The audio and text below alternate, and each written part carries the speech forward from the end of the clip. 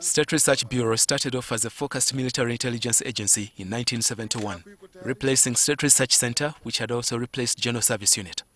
Francis Itabuka rose to the helm of the Bureau in 1974, and before long, military officers and civilian spies descended on the population to torture and imprison whoever they suspected of engaging in subversive activities. A number of Ugandans were killed over such accusations. Extortion was also common with State Research Bureau operatives. Itabuka says such cases were few and far between. People can die without any. So it is not a new thing. As I said, military government as such, I shouldn't say that it was 100% clean, but at the same time it was not 100% dirty. He does not know the exact number of officers he headed then. And it was not my interest, because that was not it was not the main aspect of the appointment. Mine was to monitor external services, and that's what I did, and that is what I have been doing. Now when it comes to who did what, when and how, that's another matter. The methods of State Research Bureau were also unusual. Itabuka agrees Amin bypassed him several times. Amin is said to have preferred to work with Itabuka's deputy, Major Farouk Minawa. The notorious army officer went on to head the bureau when Itabuka was fired in 1977. It was a demotion. Being fired, he was briefly fired, as I said, okay, for about 3-4 days, like that.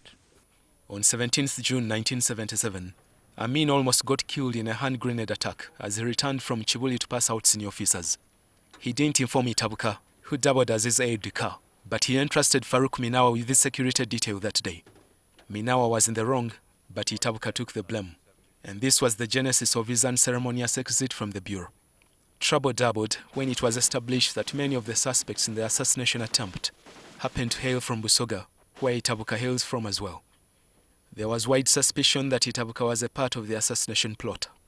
As such intel did rounds, in September 1977, lead suspect Major Patrick Chimumwe and 5 others, whose fate was to be death by firing squad, escaped from the State Research Bureau dungeon at Nakasero.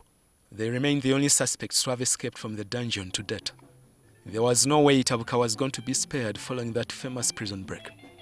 Amin demoted Itabuka and made him command of Mountain of the Moon Brigade in Fort Portal, where he served until 1979 when Liberation Forces ousted Amin.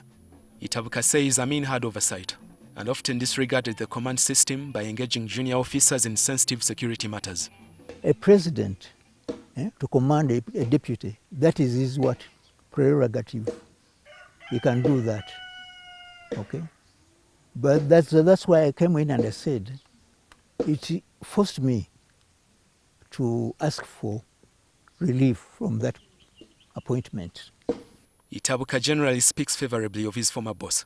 He says there are Ugandans who consistently fault Amin on a number of issues, yet a number of them were involved in some of the things of which they accuse the former president.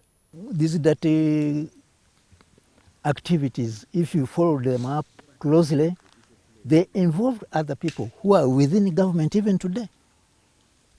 What are you going to say about that? They are the causa.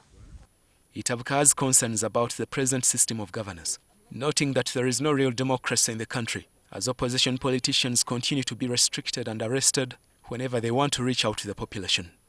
The regime Itabuka served did not hold a single election or entertain political parties, as it was ruled by decree.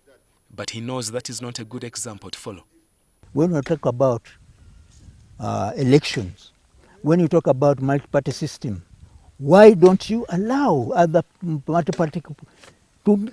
That's why when they fail peacefully, they'll try other means. And that's where all chaos comes in.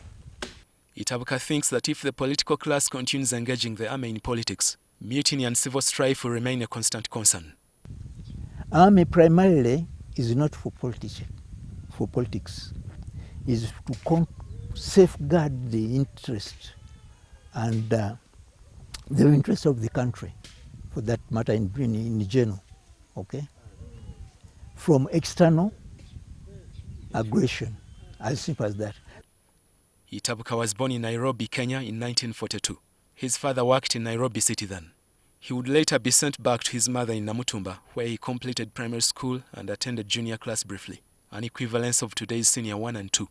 He joined police against his parents' will in 1961, but he quit after a few months and went to work as a storeman at the Ministry of Works in Jinja.